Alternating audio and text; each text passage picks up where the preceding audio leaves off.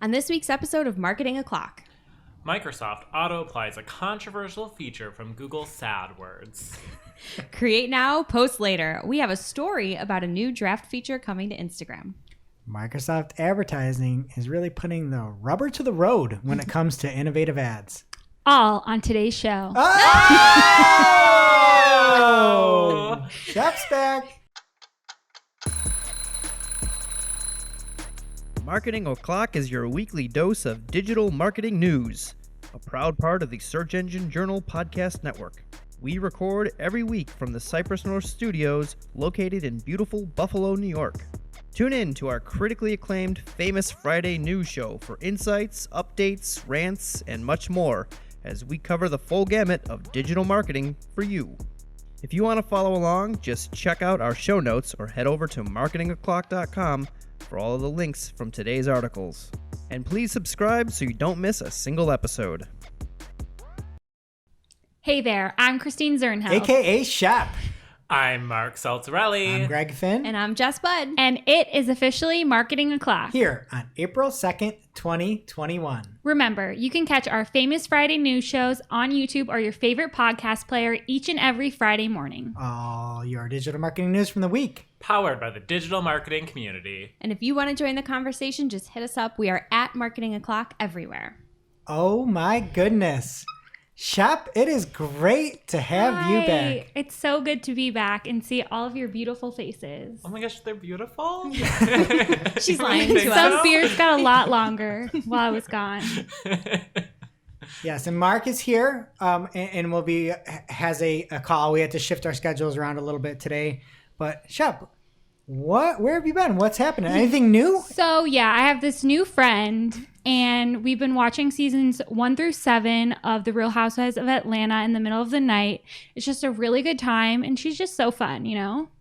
And so yeah, I had a baby.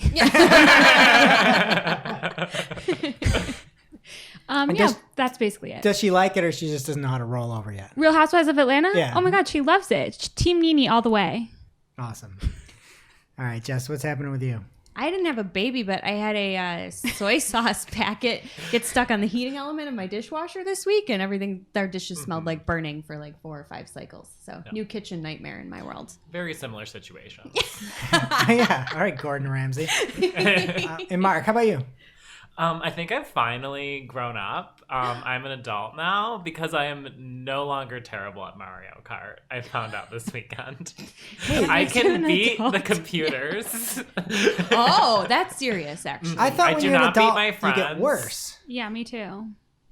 It no longer stresses me out. Okay. I know how to like throw the little things you pick up. And Even know when Rainbow unplugged my Road? controller. Ugh, no one's good at Rainbow You Road. can't fall off Rainbow Road on the new one. Oh. It is really difficult. You to must fall be in off. easy mode or something. I don't That's the know. secret to this whole story. Okay, and for me, I in New York was eligible to get the first vaccine or the first dose, not the first. That wasn't like the patient zero.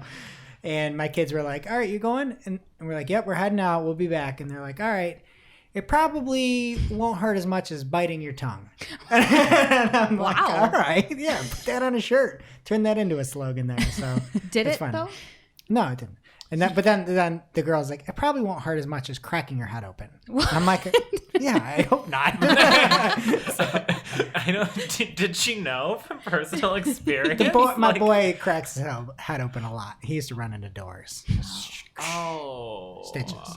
Oh. So anyway, if you want something to help your head feel good this week, we've got a new Marketing Talk with Michelle Morgan, Joe Martinez, Mark Saltarelli, and we talk about lead gen ads on our newest Marketing Talk program. And there's not anything that we left uncovered there, and you can check it out on your favorite podcast player or over on the Search Engine Journal YouTube channel. All right, what do we have up in the news this week?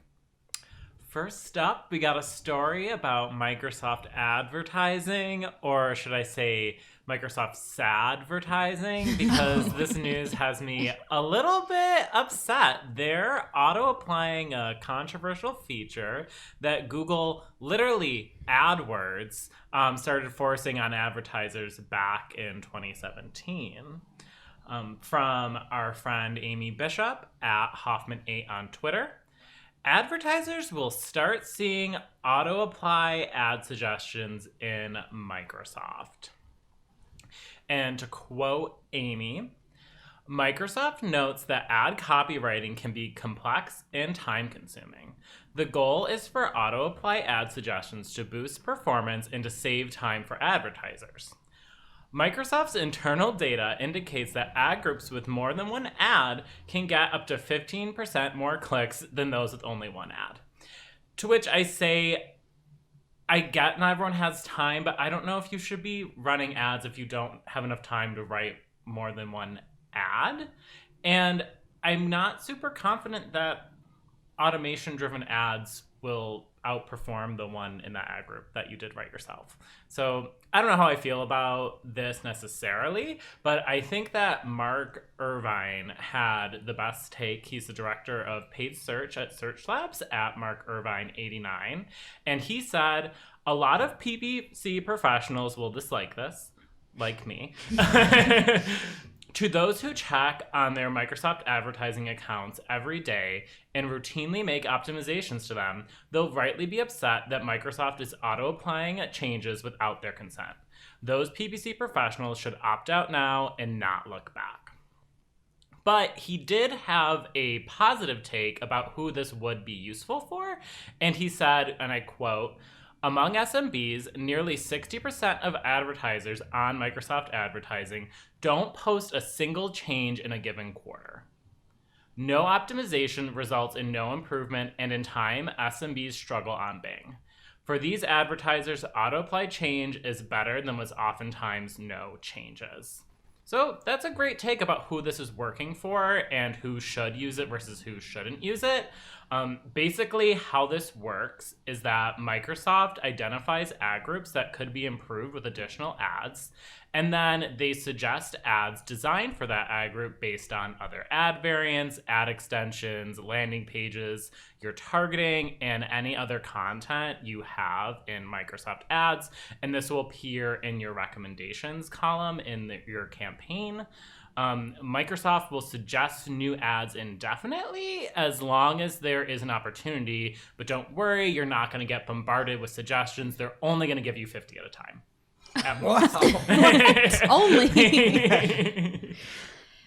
So it's kind of cool when you see it. You see like the ad preview as it would look in the campaign, and you have the options to apply it immediately, edit it, which I think is a really good thing for those SMBs, where you can say, okay, this is helpful, you put all this together for me, but I'm going to give this human layer to make sure this makes sense and represents my business. This is where I think it's really useful if the SMBs are going in here and editing it. It takes away a little bit of the work, but makes sure that it's still a quality ad that makes sense, because you shouldn't just be letting the machines do everything. And there should be an option just to get to here. Right, where you can just get in there, edit, and no auto applied anything. Mm-hmm. Yeah. And I think that's a huge, like, this went right past that. You know, they're like, instead of like giving this helpful thing where they can make the ads and you can just push them through. It's just like, you don't need the auto applied on here. Like, take it one step at a time. Yeah, no, that is my biggest thing here, is that I hate the auto apply, and the fact that they're making advertisers opt into this by default is kind of negative. There are some really great things about this, though. One of the things is that there is a 14-day delay on the auto apply between when it is auto added and when it will start serving, so that you actually have time to kind of, if you forget to turn off auto apply and something is auto applied, you have time to go and correct that before it will start showing up. Like I just said, the ability to edit suggestions. The other really cool thing is you can turn on email notifications for this to make sure that you're surfacing that this is happening in multiple places, not just in Microsoft Ads. And the other really cool thing is that even if you do opt out of the auto applied, you can still see these ad suggestions. They'll still show up in your recommendations. So if you just want to make sure you are getting these wonderful ad suggestions that you can edit, but don't want them to go immediately into your campaigns, you can still use this feature. But again, if you're one of those people that Mark Irvine called out, who are in your accounts all the time and want to turn this off and never look back, You can just go to your account settings and go to auto apply ad suggestions and uncheck that box and hit save, and then you're safe. Yeah. If you're listening to this show, you're not a bad marketer and you shouldn't be opting in to auto apply to anything.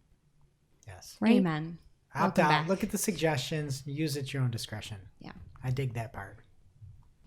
All right, next up here in the main news, social media managers rejoice. Instagram has announced that drafts will soon be coming for stories. So yes, that means you'll be able to craft a story whenever you have the time and then save it to post later. You won't have to just create it right before you're going to post. This is awesome, obviously, because operating on the fly is usually not the best or easiest route for businesses. People like to plan ahead, get approvals, things like that. This shouldn't come as a shock to anyone that this is a good feature. But not to mention that your work hours, even if you are able to post right away, they may not align with when your audience is on the app. So I think this will be huge for brands and creators to maximize their efficiency in the creative process, but also allow them to get in front of their followers at the right time when they're actually using the app. And obviously, it's a nice option for individual users as well, because some folks just maybe want to sit on that before they post it. So I don't know what you guys think about this. I feel like it's not a super controversial topic, but it's just nice to have. I love a draft you of couldn't anything. do it before. Yeah. Yeah. This is what I've been waiting for. I tried stories. I hated it. I'm like, I just need a draft feature. And then I'm going to be a story maniac. So Yeah, and Yeah. everyone knows we love drafts. Yeah, draft. Well, it's really a fun kind of draft where serpentine you pick the variety, best yeah. one. Yeah. So that's all cool. Also, though, buried within this article was a mention of a new scam that's going around Instagram, in which users are getting copyright infringement notifications via DMs from an account that's posing as Instagram. It's not. If you get that, it is fake. Instagram reiterated that the only way they will reach out to users is via email, and it will be from the Instagram.com domain. So I don't know why these stories were lumped together, but they were. And just be warned, obviously, if you do see that message in your DMs, it's not real. Don't click it. Don't reply. Don't do anything. all right, and next up from Barry Schwartz over at Search Engine Roundtable. This was a kind of small update, but I thought it was a very important one, and it comes from the new Google Ads liaison and former guest on the show, Ginny Marvin at Ginny Marvin on Twitter, and Nava Hopkins at Nava F on Twitter. So Nava had asked Ginny, do subdomains count for first-party data purposes? As we build strategies to coexist with our SEO friends, it would be helpful to know if we need to get comfortable using no index and no follow pages on the main domain. And then Ginny asked for some clarification, and it essentially came down to the fact that Nava was wondering if you have something on a subdomain or something on, let's say your .com and it's a .ca, or you have any other, let's say, vanity URL. Could you still use that as first-party data? And a quick, I guess, backtrack. First-party data is data you collect. And the crux of the question is, if you collect something on, let's say, Marketing O'Clock, and then we have something marketingoclockgiveaway.com, could we use that in re-advertising or is that third-party data because it's coming from another source? And again, any other top-level domain. And already paying off, Ginny over at Google Ads. And she says, hi, Nava, thanks for your patience. Subdomains, country, TLDs, top-level domains, and vanity URLs owned by the same company would be considered first-party context. I believe for vanity URLs, there's a 5 domain limit per first-party site, which I had no idea at all. But if you're setting something up, you got a sweepstakes, you have something else, you own that domain, that company, you can use that as first-party data.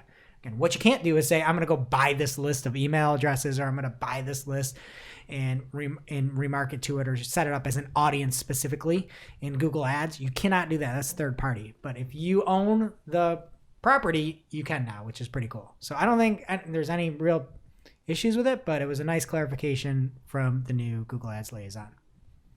Awesome. And rounding out the main news, if you are a car dealership and you run ads on Microsoft Advertising, you are in luck because they have a new ad unit specifically for cars. Automotive ads allow you to add attributes of your car inventory like make, model, year, and whether it's used or new, and high quality images, and Microsoft will use these assets to display ads in the Bing search results or the Microsoft Advertising Network. Did that catch on while I was gone? Or It did not. No. Oh. Okay, well, the Microsoft Advertising Network. So Automotive ads are triggered for vehicle research and purchase intent queries, but no keywords are required. The offerings from your feed are matched to queries automatically, and they serve alongside existing ads with a separate auction. So that sounds a little spooky. Like, I wonder if we're even going to get keyword reporting for this, or if they're just going to go Google on us, but that'll be interesting to see. Yeah, and they go on to say you can set up location targeting, and they don't recommend adding audiences when you start, but it seems like that'll be an option for you if you're running these. This is a beta in the UK and the US. You can sign up through your rep, or there's a link in this article if you want to sign up. I was just thinking of this for selfish reasons because this could really help me. I'm trying to run a smear campaign. You guys remember I got the Equinox right before we left? The Nox. Yeah. Well, it was supposed to be my husband's car, but I really enjoy driving it. So I'm trying to run a smear campaign where I'm having people tell him that it reminds them of a minivan so that I can drive it more. Oh. So maybe these ads could be like, oh, the new Chevy minivan, Equinox. Wouldn't that be nice? That's great. That's pretty good. I think my next car might be a station wagon. You told me that the other day. I know. I think I might be. Do they exist? Yes. I love Oh, yeah. Station wagons. I think they just call them wagons, I would right? drive a Woody station wagon. They call it a hatchback. I don't know what that, but it's a station wagon. Like Well, a back hatchback, opens up. Yeah, it's anything with the back. But But that's a station wagon. It's a modern station I wagon. have a crossover that's technically a hatchback. That's technically a station wagon. You're technically a station wagon. But yeah, so it seems like it operates like shopping ads, right? Like Yeah. you put the feed in and it matches up, which is cool. And it'd be great. Hopefully you can negative things out, see how it works. And I can't wait to give it a test drive. Wow. I miss the puns. Yeah, I mean, this auto is much better than the other autos. Definitely. Now it's time for this week's Take of the Week. This is a #fire digital marketing take with extra spice served up for you. We simply deliver the take for your consumption. We give no opinions. We don't influence. You make the call. And this week's Take of the Week comes from David Kyle. David Kyle on Twitter. And David writes, here's an email from a Googler backdooring my agency, telling him we missed turning on automatically applied updates, which is an important setting, that he urgently needs to turn it on, and asked him to get it done by end of day. Frowny face. #PPC chat. #Google Ads. It's actually, you could just at Google Ads, but it's #Google Ads. And anyway, and so the post mentioned comes from the Google Excellence team, the Ads Excellence team, and it obviously is very professional because it's from Google. And the real takes came out in the replies, I think, on this one. And it starts with David. He says, in his replies, he says, I'm guessing the only thing really time sensitive here is the deadline she has to earn a bonus relative to how many accounts she gets to comply. Oh, man. Yes, I jumped in because Larry Chassie had pinged me on it, even though I've already saw it and put it right in the notes to talk about this week. I said, I know these are taxing, especially because they come from Google. I've seen absolute horror in the work from the Excellence team. To be fair, though, there are some very helpful people there, too. I just wish they would work with agencies better, because I think that's a real thing. They see agencies as a threat, where it's like, really, we're here. We want to give you as much money as possible and get the best results.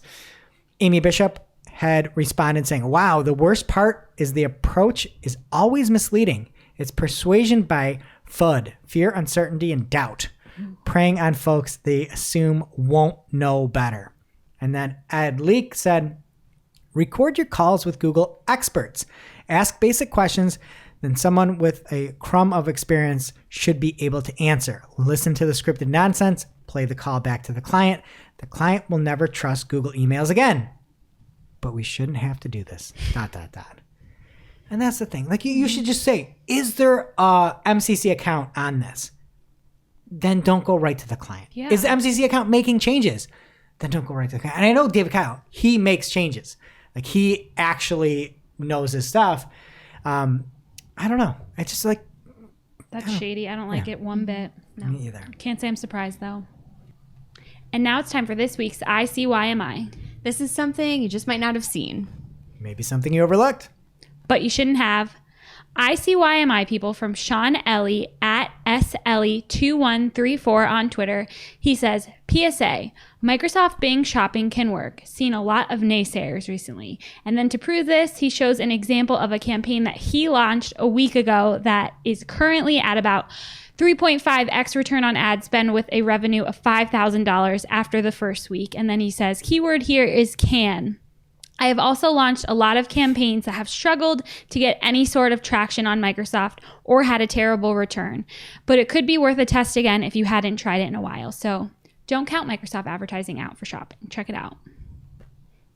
And this week's PPC chat also was on shopping. So if you missed it, check out the PPC chat blog by Julie Bacchini and the awesome PPC chat roundup podcast by Anu from MindSwan.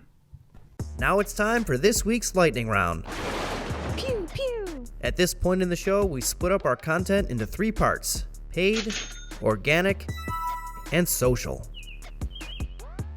First up in the paid universe this week, Nava Hopkins at NavaF on Twitter attended a Facebook webinar, so you don't have to. And we're going to tell you what she said about the Facebook webinar, so you don't have to attend it.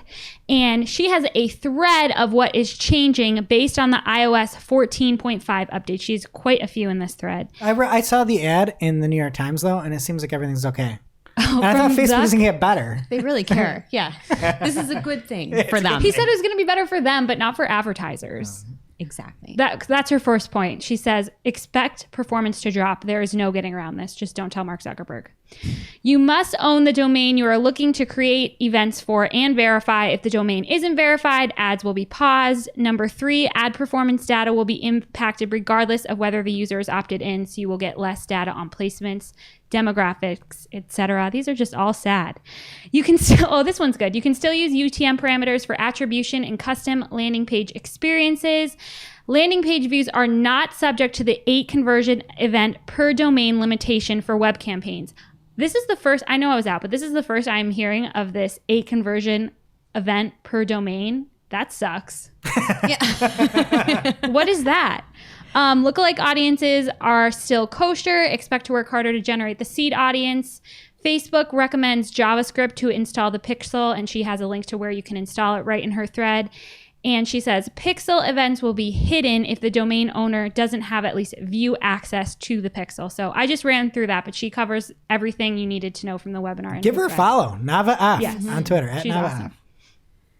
And next up, Joe Martinez, aka Milwaukee PPC on Twitter, aka special guest from our latest Marketing a Talk, has a tip for anyone who hates seeing ranges in the YouTube earned action columns in Google Ads. If you want actual data, you can look at these metrics in Data Studio and it will show you the actual numbers. Not sure why they can't do it in Google Ads if they can do it in Data Studio, but good to know. And next up, Julie F. Buccini at Neptune Moon on Twitter. She says, why is Google Ads recommending that I use competitors' trademarked name in responsive search ads? Seriously, it was almost every recommended addition to headlines. Are you kidding me? Out of control. That is not a good look. That's real Google's bad. starting a fight. It's like Google's like tapping your competitor on the shoulder, and the competitor turns around and it's you. Yeah. But it's like that shouldn't even be approved. No, and many companies, like, you can't use those trademarks. We run into that problem all the time where we're just not allowed to. Even if you're a partner of something, sometimes you have to like get written permission. And now there's like, oh no, just do it. Yeah. So just more evidence not to take those recommendations blindly ever. If you're listening and not watching, I'm rolling my eyes. And that's it for paid. What's happening in organic? So much from the stall Jess's That's line. my line. Normal. All right. So Google is supporting new schema markup for education sites. And the new markup basically shows the equations right in the SERPs, which to me is sort of like, why do it? Probably for the kids cheating on their math tests. Well, let's say you're a webmaster and then all of a sudden the exact equation like shows up and you get the answer and everything. Like, who's going to actually click through? You know? Nobody, but Like, if you- Google doesn't care. Yeah. Talk to Rand and his about wife. that. And then next up from Darren Shaw at Darren Shaw _ on Twitter. Darren says, oh man, check out this bullhack on our GMB knowledge panel. Are they going to list competitors on everyone's listing now? and he looks up White Spark, his agency. And in the knowledge panel on the right-hand rail, it says alternative. Top alternatives to White Spark Local Citation Finder. And then it lists off Bright Local, Moz Local, SEMrush, Yext, a few others in there that are too small for me to read right now, which is like AI gone wrong. Yeah, right? that's bad. You just found some article and you're trying to pull this in, and this is the issue. Like, put it in the people also searched for at the very bottom, but to make that seem like it's something that is White Spark specific is #criminal. And so then Barry Schwartz said, I don't see that, but that is not good. CC at Danny Sullivan. And Danny said on his at Danny Sullivan Twitter account, he says, I'm off today. I imagine this is a test of showing more information about an entity using featured snippets. Completely understand the concerns here, and I'll pass along the feedback to the search team when back on Monday. To which Darren said, and this should have been take of the week. Darren said, thanks, Danny. Please also let the search team know that they seem to have accidentally missed adding competitors and alternatives to the Google listing. We gonna need to get some aloe.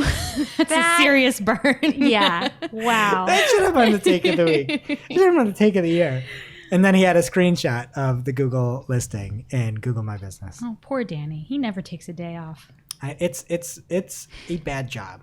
That job is a bad job. They're good jobs and there are bad jobs. That is a bad one. He's brave. Rob Lethern's job was a bad one too, though. To be fair, I hope he's got a new gig. he does. He's at Google now. Oh, he is? Yes. Can't wait to cite some of his stories in the near future. He's in something weird. He's like the cloud. He's like floating away in the cloud. He's in the cloud. Yeah, he actually is in the cloud. Yeah, they figured out. They put him up there. Yeah, they put him up there. Gave him a saddle. All right. Google crawl stats from Barry Schwartz has had some internal data issues from March 10th to the 23rd. So maybe throw that in your Google annotations. I saw some conversations saying it'd be nice if you could have notes in Search Console for all these outages that keep happening. But you'll see some big declines there. But it's nothing to worry about if it's between March 10th and the 23rd, but still probably good to annotate. Next up from our favorite SEO down under, Brody Clark, at Brody Clark on Twitter. He has seen Google testing mobile e-commerce category pages. So the example is Drizzly, and it says shop IPA, which A is kind of funny. It's just like shop IPA, not IPAs. Shop shirt. Yeah, or like India Pale Ales or something. But it says buy online, Drizzly. And underneath the results have specific products, which I assume, because I know and I'm drinking them, are IPAs. And one is Ballast Point, that's $8.99. One is Lagunitas. Is that how you say it? I can never say that right, Jess. Yeah, some people say Lagunitas, but I don't think that's right. Well, you have a beer Lagunitas. shop. What's the name? You get to make it official. Lagunitas. Lagunitas. Yeah. And that's $1.99. And then there's Elysian. Is that how you say it? Elysian? Elysian. I think. That's what I say. And that's $3.29. So you can see the pricing overlay is in a little, what Glenn Gabe would call a pill over the image there.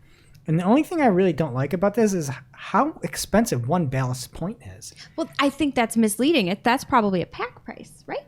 It's $8.99 for a Ballast Point. That's what it looks like, but I bet that's not the case if you were to click through. Did you click through? You got to talk to Brody about that, man. Call collect, though, because he's in Australia. All right, next up, from 9 to 5 Google. I like how they don't care about Google on the off hours, you know? Like, I don't care. Like 6 p.m., get out of here. But apparently over the past week or so, Google Discover users have been complaining about getting served news that is days old. And for some, the entire feed is populated with no current content. I was thinking it'd be like nice if you could go be like, I want all my Discover to be years. I want only pre-2020 news. Like, I want pre-pandemic. Like, give me the 2019 news. I just want all feed of 2019. Or like early 2000s pop culture. Yeah, 'cause that that's would where be my knowledge fun. stops. Yeah. Yeah. That'd be The cool. Simple Life. Where would you? What year would you go Literally to? cute. I think I would go to like a 2007. All right, Shep, where would you go? I feel like it'd be fun to go to like the year you were born, just check it out. I'm not going to say that year, but it would be fun. Okay, and I feel like Caleb, I'm going to guess your year that you're going to go back to. I think you're going to go to 2018. 16. You were 16. close. Okay. It's a good year. All right, next up, there's some new pickup and delivery attributes on Google My Business and Maps, and there's pickup and delivery attributes. So you can be able to display order and pickup options such as delivery providers, fees, order minimums, and pickup windows. So that's coming in your Google My Business profile, starting on mobile search with Instacart and Albertsons stores in the US. There's also pickup with Google Maps, which seems awful. Like, I just don't like mixing my apps like that. You know, like Maps to me is getting me where I want to go. So they know you're there because of your location and they like bring it out to your car? That's smart. If that's the case, like that's actually smart because I you can might be giving send, them too much credit. Yeah, you can send your directions and how close you are to people with Google Maps. So that might actually be a very good implementation. But I don't know. And the pilot program is starting with a partnership with select Fred Meyer superstores in the Portland, Oregon area beginning of the summer. And it's like, have you ever heard of Fred Meyer? Caleb, have you? Caleb's nodding his You've head. been nodding your head. Isn't that Myers though? Like I'm pretty sure I've heard of Myers. Oh, I've heard of grocer. Meyer. Fred Meyer sounds same like thing? an earth science teacher. Like, it's Fred Meyer. Like, you don't need to put your first name on the store, Fred. How Going to Fred Meyer. narcissistic are you? You need both names. Maybe you didn't like his family or something. Yeah, you're like, it's not Tim Meyer, it's Fred Meyer. Tim Meyer of Yahoo fame. All right. And finally, there's an emphasis on eco-friendliness. So if you want to find the best way without burning the most diesel fuel, you can do that as well. If you drive diesel. I don't know. Bing that. Find an ad. Figure it out. All right. Next up from Barry Schwartz over on SE Roundtable. A little update to the update from last week about the potential algorithm update. And if you don't recall, there was an update that picked up on Sunday that's different than the update from the week before, which is different than the mini update from the week before that. There's just too many. I don't know how Barry does it. Everything's an update. But anyway, you may want to put it in your annotations for the 28th because Barry said there did seem to be an update that really picked up this past Sunday around March 28th, but began probably later on Friday and continued through Monday or so. And, of course, Barry's got the charts. He's got them all this week. And I really, really, really appreciated these charts. What was your favorite chart there, Jess? I'm going with a different one this week. I'm going to go with cognitive SEO because the colors, the red, green, and yellow kind of look like that candy cane that nobody likes that I like. You know, that alternate candy cane with the yellow It's and gross. the green? Yeah. No, nobody likes that one. Okay. So no one likes this chart. I mean, these charts are all pretty boring. I got maybe the SERP metrics. That's a nice shade of green. Okay, well, my favorite, I thought it was a really clear winner this week. My favorite chart from Barry's post was AccuRanker. Because when you look at this chart, you will lose your mind wondering how Barry sees any variation in these charts and why this chart is even on here. Every day is the same day. It's the same chart. The 26th is the same as the 27th to the 8th. Everything's the same. A couple of them are a little bit darker. Well, that's a different time really frame put than on he's your reporting It's on. like a nice Anyway. ombre effect. It's nice. It's great. It's great. Check it out and get all the links to our show over on marketingclock.com. All right. And then from Danny Sullivan on his @DannySullivan Twitter handle, if you search for Suez Canal or Ever Given on Google on desktop, well, the canal is all clear. I love that. And you see a boat go by. And another note, the Search Console data was inaccurate on the 10th to 23rd, so maybe work on that instead. But anyway, this was a fantastic next story written by Casey Newton, something that you should completely read. I ranted about it a little bit last week about the post on Facebook and why you should never use Medium. And this is by Casey Newton over at The Verge. I maybe say read a post twice a year. This is one of them. It's amazing. And he talks about, he first starts by talking about a pretty serious issue that impacts President Biden. So a Medium staffer had tried to, so basically he got served adult content. And I won't say what he was served, but it was funny.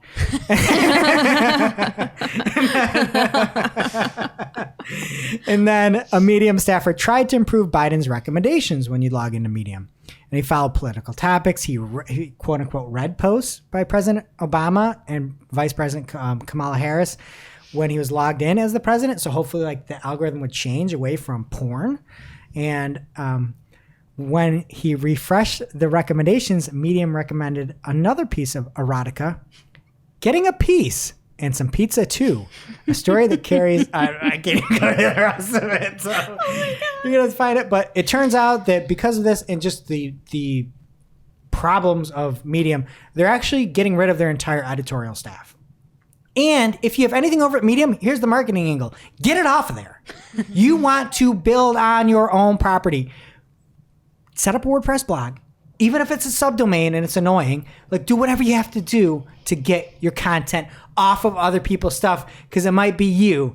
And then one other thing that's really funny is they said the employee previously found that Medium had somehow added Biden as a writer on 10 garbage publications, as well as at least one software development blog. And I like that. It's like President Biden's blogging away like, oh, look at this SaaS cloud here. It's a Rob Lethern's up and saddled up. Like, it's hysterical. So, all right. And then from The Verge, again, this is an article called OpenAI's text generating system GPT-3 is now spewing out 4.5 billion words a day. And this is for me, but I would imagine 4.49999 are garbage words. That they're 4.999 billion are garbage. And I saw something really funny that will prove my point. There is a blog out there called AIWeirdness.com. It is fantastic, and I am now a subscriber. And they made a post called GPT-3 tries pickup lines. Oh my God. And they put in all these different pickup lines and gave them to a bunch of different GPT-3 based engines. And the engines go from sort of remedial to very good engines, right? And so these are where these 4.5 billion words are coming from. And so feel free to tell me to stop whenever it gets too much. But the first one is an engine called Babbage. And then the author writes, Babbage is trying, smaller than Curie, and not always 100% sure about what it means to be generating pickup lines. It also tends to try to explain why its pickup lines are so great. Oh, God. This is why I love it. Okay, so here's a pickup line from Babbage. In your best Albert Einstein voice, I wouldn't change a thing. Wait, what? That's the pickup line. First part was part of it, right? The Albert Einstein was part of the line. That was part of it. He's saying, wait, what? Your pickup line is you get your best Albert Einstein voice and you say, I wouldn't change a thing. Is that what he said? I don't know. So just in a broadly German accent, you just ask. Oh. You just say I wouldn't change a thing. And Could you imagine if someone came up to you in a bar and said, I wouldn't change a thing? In a German accent. and don't look if you're looking at this now. Don't peek ahead. So here's the next one from Babbage. And this one says, will you marry me? And here's the explanation that it gives. Babbage says, this is a simple one. This line is super effective for anyone because it's literally, will you? It is very powerful and intimate. You can do it without even being asked. You can just give a long speech about your dreams of marriage and it will be powerful to your crush. I'm worried. Okay, now those are some of the best ones. Now we're going to Ada, ADA. And the author writes, Ada is the smallest of the GPT-3 variants and has completely lost the plot. Here are Ada's pickup lines. 2017 rug boat, two-tone necktie shirt. Wait, what? GPT-3. I'm in love. All right, and here's my other favorite one from Ada. Here's the pickup line. Future Pop-Tarts by Tracy Thorn. There's a lot going on there. So when you see all these things about 4.5 billion words, take it with a grain of salt. Okay, they get better. Is this done? Do we want to keep going on this? Yeah. Yeah, absolutely. I read the article and I didn't hear any of these. Okay, so here's Curie. All right. And so Curie is the second most, I'd say advanced, just off the lines, essentially. So here's Curie's pickup line. Your eyes are like two rainbows and a rainbow of eyes. I can't help but stare. That's poetry. And then these are my favorite parts of Curie. Curie gets like super specific and just like starts lying for you, right? So Curie goes, hey, my name is John Smith. What? Will you sit on my bread box while I cook, or is there some kind of speed limit on that thing? Somebody needs to check on John Smith. Here's another one from Kiri. Hello, my name is Natasha Dawson, and I'm sure I'm a lot prettier than a picture of you on tinfoil. That's not a pickup. That's a put down. Exactly. Look, talk to Kiri about that, okay? Now, here is the most advanced out there GPT-3 engine, and it's called Da Vinci. That's how you know it's good, right? Okay, and so here's what Da Vinci came up with.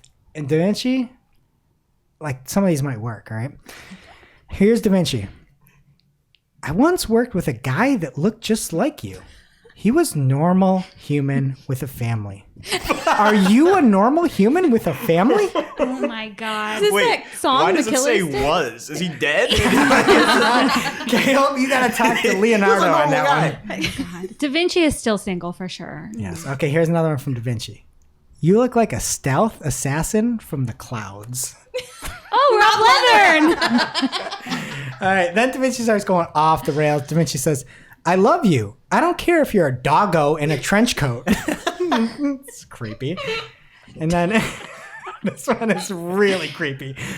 You have a lovely face. Can I put it on an air freshener? I want to keep your smell close to me always. Call the police. Yeah, I think Da Vinci has some issues. That's really sweet. Oh my God. Call the police. Jess. Here's one that might work on Jess, though, to be fair. To be fair. Chris, watch out. This is what Da Vinci would use. You have the most beautiful fangs I've ever seen. Oh. And this is my favorite one, the last one on this bit here. Da Vinci says, you look like Jesus if he were a butler in a Russian mansion. Okay. I can see it. Like, what's the mansion for? And why the butler? I don't know. Anyway, Just really setting the scene. there's lots of GPT-3 out there. Most of it's garbage. And they're all My single. point.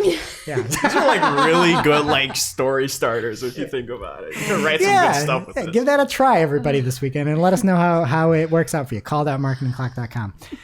All right, and then in SEOs Can't Have Nice Things, there is a new post out on Search Engine Journal from Roger Monti, and maybe this even Martini Buster. yeah, Martini Buster. Maybe this should have been Take of the Week too. The post is about title length, and there is no title tag length that Google recommends. And this isn't last up. I don't know why I have so much news this week. Gary from Google said the title length is an externally made up metrics. And then Roger says, after some attempts at humor and general merriment between Gary and Martin, they soon returned to answering the question. Oh my God. Like attempts at humor? That is cold. Yeah. And I believe it was from the Search Off the Record podcast, which hit 15 episodes. I was wrong. I said they never get to 12. Wow. Okay. I'm still not done yet here. This comes from the Google blog, blog.google.com. And they put out a post called Discover the Best Products for Everything on Google. And they go on to say, when you shop for products, whether your home, your family, yourself, you should feel confident knowing you're making a good decision and buying the best product for your needs. And they go on to have this it's actually pretty cool. If you go click on through, you can see product categories and then you can swipe. It's called the Best Things for Everything Guide. And you can swipe left, you can swipe right, and you kind of go find a category and then you get in there and can choose what you want. So I was looking through here. I'm like, oh, wow. I wonder if this is like actually good or if they're just doing like affiliate stuff. And so I'm like looking at the categories. I'm like, I'm going to find a category where I know what the best thing is by listening to the crowds. So I look for the best exercise bike. What do you think was number one? Well, I mean, you want me to say Peloton. I don't know any other exercise bikes. Well, it's not Peloton. Yeah. Peloton didn't make the list. That's what people would say, though, right? But then I immediately say this is not real. If this is the best things for everything, how are you saying the biggest bike with the highest rated reviews is not the best thing for everything, right? Like you're then completely lost me at that point. So Well, Mario Badescu Rosewater Facial Mist is actually very nice. It made the list there. It did? Yep. Was that? I see it in the picture. Was it Life on the Lake or was that the other one? For Life on the Lake. There's one for relaxing, and there's a picture when you hop in. There's a man laying against the tub, but not using the product to the left of it. Thank you. There's a pillow, a tub pillow, that's supposed to be the best thing ever to help you relax in the tub, and the man in the picture isn't even using it. Maybe he would be smiling if he was.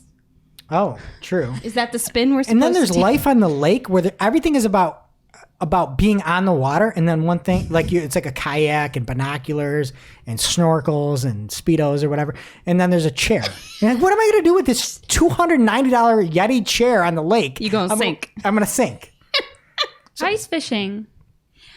Oh, frozen All right. lake. You guys are so negative. Well, the binoculars scared me too. Like, are you looking across the lake? What are you doing? I had no idea Tub Pillow was a thing. They're life changing. I need one. Like, I didn't either. You can get them with suction cups. Yeah, then they stay. But when I see this though, I wonder like why these products made it, and I'm sure everything's above the board, but there's a little snippet like, hey, are these people spending a lot of money? Are these people doing things? Obviously, it's probably above the board, but I was the only person that ever got in trouble when I talked about the Thanos thing when Google put out that Easter egg and destroyed the SERPs when they were clearly running pixel campaigns with Marvel and having the Marvel team help sell pixels. It was just coincidental that that they had this Easter egg that blew up the internet. I haven't seen anything for Justice League yet, though. Maybe I haven't seen any pixel ads for Justice League either, though. All right, so before I get into too much trouble here, we're going to talk about... And this is why SEOs can't have nice things. This is the one. Google is saying it's a bad idea to make your images low quality to improve your core web vital Who would scores. do that? This is just it. What are you thinking? And Jam Session at Jam Session 18 on Twitter asked John Mueller, can you please answer my question regarding quality of images used? I work for a news site which is currently optimizing for core web vitals. In order to that, our tech is compressing images to an extreme level at the cost of image quality. It's blurred images now. Is it worth the cost? Jam Session! No! Why would you do that? Oh, Why would you do that? Don't care about core web vitals if it's a bonus. It's a bonus. It's on top. Try to be better than people and then try to get the fastest image. You're a news site that's purposely blurring images? But this is why Google will never give you like an answer on something. If you say something like the title tag should be within 70 characters, then everybody's like, It will boom, be. I'm going to blur the images. I'm going to make the worst title tag ever. So, people. all right. All right, bud. Person. Jam session. What's happening in social? I would say so much, but somebody already said that. So, good news, everybody. Twitter Spaces will soon be accessible via desktop PCs, which sounds silly, but think about it. Professionals with desktop audio equipment will be able to use their existing setup rather than phones just to play in this space. Pun intended. And it could also bring more users onto the platform because they'll be able to listen via desktop if that's more convenient for them than, say, using their phones. And on top of that, Twitter is also expanding their testing of spaces on Android. So late last week, they tweeted, in the last 48 hours, we have added a lot of new Android folks to our beta. Welcome aboard. We look forward to ear emoji your spaces. That means here. Can we go to resident Clubhouse expert Caleb? Yes. Caleb Cam. Caleb, what do you? Oh, What are you're your a thoughts on Clubhouse that? Are you intimidated? In Twitter dated? I'm a purist. I'll be sticking with Clubhouse. Would you? Wow. Would it be more appealing if it's on desktop? No, I don't think so at all. I mean, I find it hard to imagine sitting with my laptop or at my house on my computer, like on an audio call. Like, I think it works better with mobile anyway. Okay. You associate it naturally. All right, and that was breaking news. Thanks, Caleb. Well, I'm still going to go with the transition I had planned, even though you're advocating for Clubhouse. Clubhouse better up their game fast. Twitter is proving to be a fierce competitor. And so is Slack. Not really, because it's for the general public. This is not fierce at all. But the work chat app is hopping on the audio train as well. Slack CEO Stuart Butterfield said that new audio features will soon be coming, including the ability to leave audio messages, kind of like an answering machine, which I actually think could be useful in a work setting, and a feature similar to Clubhouse. I feel like this would be nice for Greg. I feel like you send a lot of Slack messages when I should be on the road, and you could use your voice. I voice all those, to be fair. Oh, well, now it'll be easier for you. Yeah, we can just hop in a little Slack room and all that.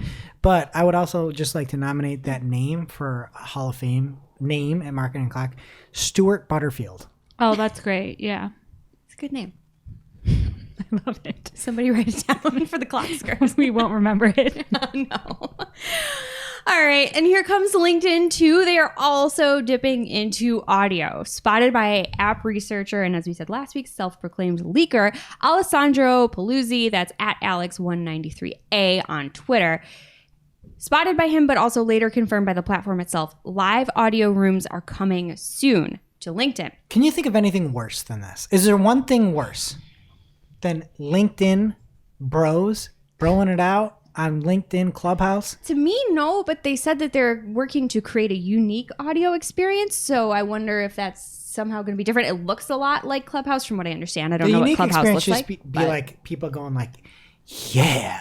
And then like just like heavy breathing. That should be it. That should be just dudes just like, yeah. Caleb, do you care to weigh in? Are you a LinkedIn user, Caleb? I do use LinkedIn, but I hate like the idea of the LinkedIn influencer. Like those guys who are, all about like, oh, I found $1 today. And, Idea for you. LinkedIn Clubhouse has a baby. Would you use it? No, absolutely not. I'm stay as far away from LinkedIn as possible. All right. Well, you're going to love this next story. Caleb, LinkedIn is rolling out the ability for users to add introduction videos to their profiles. Oh my God. They're calling it a cover story. It's intended as a way to introduce yourself to the professional community. So roll your eyes for those on video. It seems they said it would be useful for job seekers. I feel like it's really useful for recruiters because you can get a sense of the person before you even have to talk to them. So that's something that I see value in. And folks looking to sell themselves just in general, like if you're a freelancer or something like that, maybe this is good for you. The platform has also announced other features, including service pages for freelancers, pronoun fields, and a new creator mode. So these are the LinkedIn influencers. Caleb, it's essentially a profile style, if you will, made just for content creators so they can better showcase their content. People call themselves creators on LinkedIn. Yes. I'm going to make you a video, Jess. What's it? Is it going to have fangs in it? Probably. I would have to log into LinkedIn, Greg, for that to work. I'll figure that out. All right, let's go back to Twitter. Apparently, they have been surveying users about a broader set of emoji reactions, cough, cough, Facebook, and up, down votes, cough, cough, Reddit. Cough, cough. Well, I'm terrible at coughing. Would that get rid of the ratio, though? That's like the thing. That's how you know it's bad right now is the ratio. It's like you got ratio. The ratio of what? What are you Twitter. talking about? You guys are too like old. followers Yeah. to following? You guys might not be old enough. No. The ratio.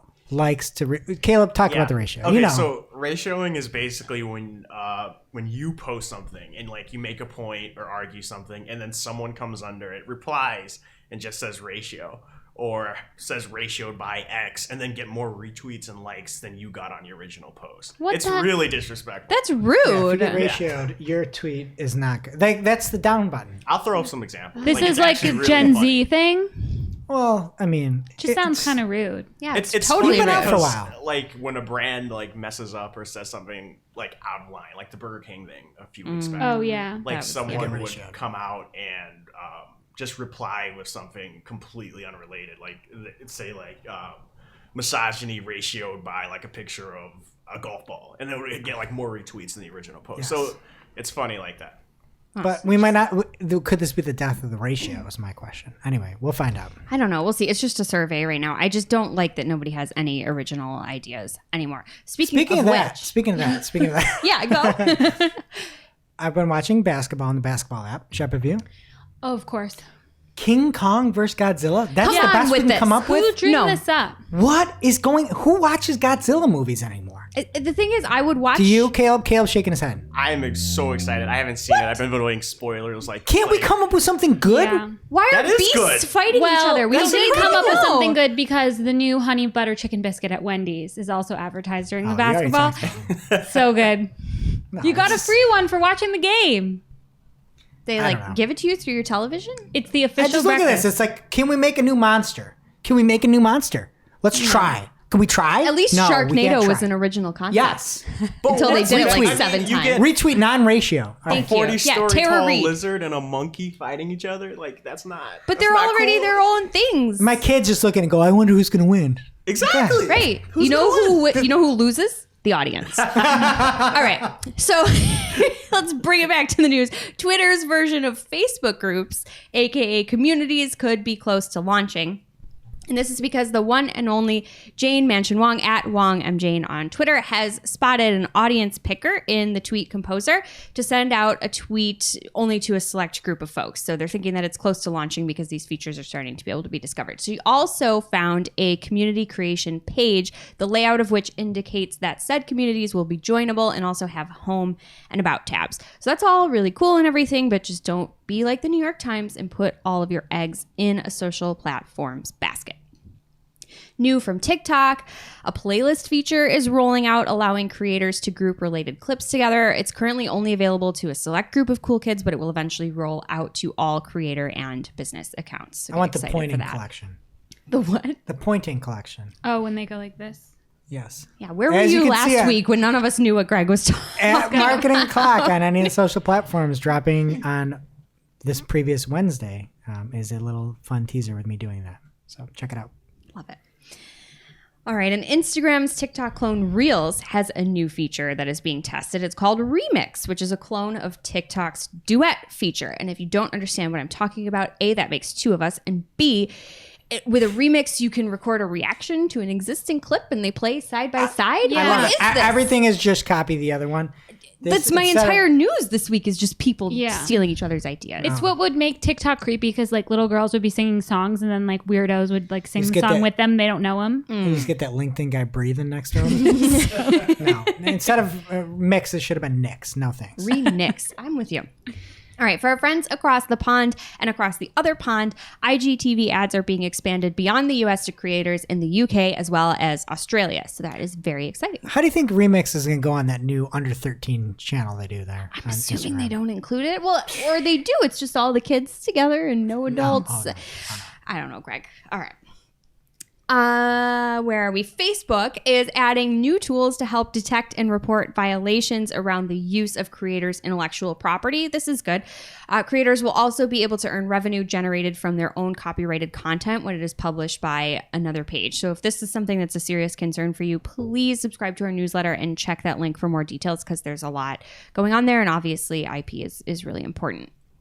And lastly, via Matt Navarra at Matt Navarra on Twitter, he tweeted, Facebook is killing its standalone analytics product on June 30th, 2021. And then he included a screenshot of the notification, which says, Facebook Analytics is going away. Facebook Analytics will no longer be available after June 30th, 2021. Until then, you will still be able to access reports, export charts and tables, and explore insights. To export data into a CSV file from Facebook Analytics on your desktop, click the arrow in the top right corner of each chart or table. So get in there, get exporting before the end of June. And now on to our segments. And the first segment up this week is No! The news is Unsplash is being acquired by Getty Images. The vote. And that's it. We just needed to squeeze that in there, right? I was catching up on news and updating our guides and working on updating the book after I was out. What book, Shep? Oh, I have this book. It's called The Ultimate Google Ads Playbook. You can buy it on Amazon. Only $14.99 I hear. Great price. Great read. Baby's got to eat. Anyway, I was happy to find this new keyword preference documentation for Google Ads. And it says if you have a phrase match or exact match keyword, like it outlines what keyword in your account is going to trigger the ad if multiple match the search query, which can be really complex. But I was just reading through it and like getting dizzy. Like there's this quote where it says, if you have an exact match keyword that's identical to the search term, it's going to trigger the ad. But then later it looks like they contradict that because we're talking about exact and identical, like they're different things and they shouldn't be. And when you just step away from these things for a while, it's just crazy. I know. I like how the exact match, identical match, exact match will then show up first. It makes no sense. What are we doing? Yeah. What is happening? So these definitions hardly work. Tell you what works hard. Good record keeping and just whatever you use, whether it's emails or Basecamp. Basecamp is nice because it's a good collaboration tool. Everybody can see things. But we had a project where the client got really, really busy with other things with sales, which is great. So we had to kind of pause everything. We were building a site for them. And we paused for several months. And they finally have somebody in a new role that can be kind of the project manager for the website, just stepping in. They've been with the company for a while, but new to the project. And they were able to just look at all of the emails that we had sent and all the follow-ups and all the documents and just get everything in one place. just kind of joining on, and now we're picking right back up where we left off. So just please, even if you're going on a call and communicating with people over the phone, it's always nice to send a follow-up email. Here's what we discussed. Here's where we landed. Here's the document that we reviewed, so that if you ever have to have new people come onto the project, that they can see where everything is and pick up where you are. Greg? Yeah, and for me, somebody working hard is our creative team. Yeah. And especially Sammy. Well, producer Caleb we're going to be building out some more audience stuff and having some giveaways, some really cool stuff. And one Friday, we were just sitting around kind of sketching out the idea for the coolest merch ever. Ever. And so it was sketched out. You could barely tell what was happening. I shot it over to Sammy and I explained it quick. And she came back with what is going to be the most fire paid merch you've ever seen. And we'll be giving it away to all you wonderful listeners coming soon here, probably May. So look forward to that. It is amazing. And just having that team, she understands this. I'm like, watch, Caleb, or I'm like, watch, this will come back like really close. And it came back fire. So. And now for this week's Cool Tool. As a reminder, our Cool Tool segment is not an official endorsement or paid mention. We're simply sharing something we found in our travels that may be of use to our listeners and is really, really cool. This week's cool tool is Super Bot Fight Mode from Cloudflare. And it's not so much a tool, more so a set of new features that are coming to help mitigate bot traffic, including bot analytics, which includes a real-time report that breaks down your traffic to help you spot attacks in the moment. Also, the ability to challenge or block traffic from automated sources, and to allow some through, like Slackbot, if it's something that you're actively using and want to be able to come through. So there's all that and a whole lot more. The features do vary depending on your plan. So if you're a Cloudflare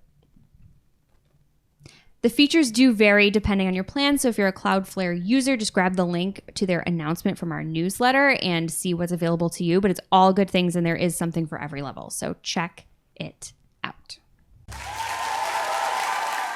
Now it's time for our must-read marketing article of the week.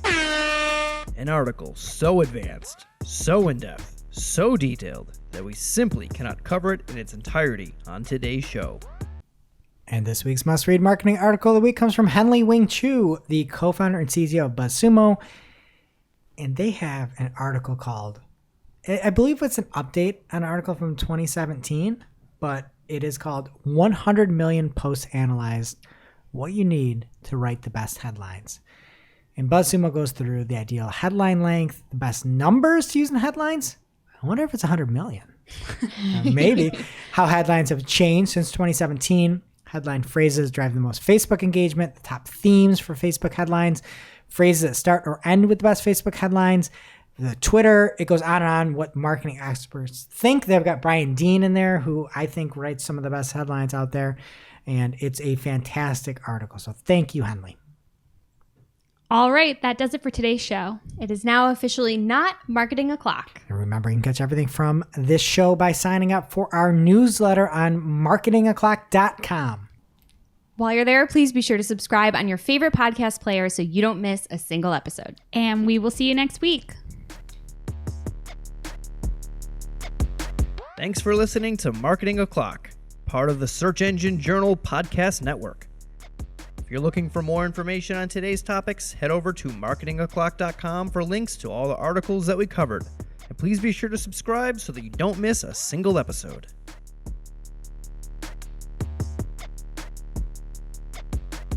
Welcome to this week's Shootin the Heck, where after our famous Friday news show, we don't talk about marketing anymore. We just shoot the heck. And this week, Shep, to bring you back, we're playing everybody's favorite game. And I know it's your favorite game, too. Okay. It's called Poke Holes in This. No, that would not be my favorite game, but I'll play. Are you sure? Yeah. It must be baby brain. It must be baby brain. All right. So I have an idea that's unpokeable. And then you have to try to poke holes in the idea and tell me why it's a bad idea. Okay.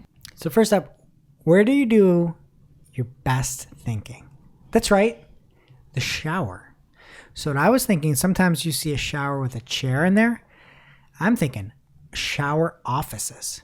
You can rent an office that's a shower and you can go work in the shower where you get your best ideas and it's going to be pure gold all day long. That is appalling. Can you imagine receiving an email from someone and knowing that they wrote it in the shower? You don't have to know that, sick. though. People are going to know. If you had a different Zoom background, they'd never know. You're going to Zoom people in the shower? Maybe that's a bad idea. No. All right. What are you gonna do when you have a meeting? Like, just pop in my office. No, You it's a don't need shower. video. It's everybody's making audio stuff. Have you listened to Marketing O'Clock? Kids, we don't kids, need video. kids. You are There's no missing- video in this. No, you're all missing the point. The reason you do your best thinking in the shower is because you are removed from whatever it is that you need to be thinking about. If it was your office, you're going to do the same thinking you would do in your office. You're just getting clean at the same time. But I was thinking in the shower about how good my thinking was in the shower. What- I'm like, we What a need to- narcissist. we need to expand that. We need to expand that thinking. It's a waste of water and resources, and you should be ashamed. Okay. All right. Next up, Google Maps. Okay. What if you had Google Maps? We can brand it. We can get the Google out of there. Maps for human life. All right. So it analyzes your patterns, and it knows that you have to go to your mother's house, and it knows when you start. So it knows how long it takes to pack. It knows how long it takes to get in the car. It knows everything about you, not necessarily the road, but it factors the road in as well. So it says, beep, you should be leaving in 2 minutes or you should wake up in 2 minutes because you're always slow. And it analyzes your behavior and builds it into maps for a better experience overall. Okay, honestly, you should pitch this to Google because I'm sure they would love it because you're just giving them all of your information and they could use it for ads somehow. And it's very creepy and you should be ashamed. Okay, I'll sign language it to them in the radar Google Nest in my bedroom. Anybody else poke holes in this? No, I want it. Not to mention every time, you don't know how the day is going to go. They can't predict everything. Yes, they can. Can you poke how to holes, Caleb, run or an is ads it account. too brilliant? I mean, that's a pretty good idea. I mean, I hate the idea of Google knowing what time I wake up. Although they probably already do. Oh, they do. Okay. This might be my best idea ever, to be honest with you guys. So this is a new company. We're going to start here. Efficient Nutrition. And it is going to analyze your body and give you every single thing that you need to eat in a drink that is completely efficient so there is no more pooping. Just every nutrient that you have. Human body doesn't work that way. No, but I'm didn't thinking go like where I thought it that was is things that aren't know. used. Those are things not used. Is that true? I don't know. No, I it's don't definitely think not. I don't think I you don't have know. that No. Well, it's not used, and I mean, it didn't get used. Also, right? is pooping the one thing you need to eliminate from your But day? what if it was just efficient and that was out? Well, how would anyone catch up on their Instagram feed? Greg, All right, maybe that was you're the only person that doesn't enjoy food. You're the only person who would want to use this. People want to be If people social. knew how efficient it would be, though. No, people don't want to be efficient. They want to be social, eat in groups. You wouldn't make any money off of this. You'd be the only customer. You could drink your customized drink in a group setting. It's fine. But don't dads use toilet time as their escape from their family? I think dads everywhere would be outraged at this idea, other than you, obviously. I haven't heard a single hole poked in this.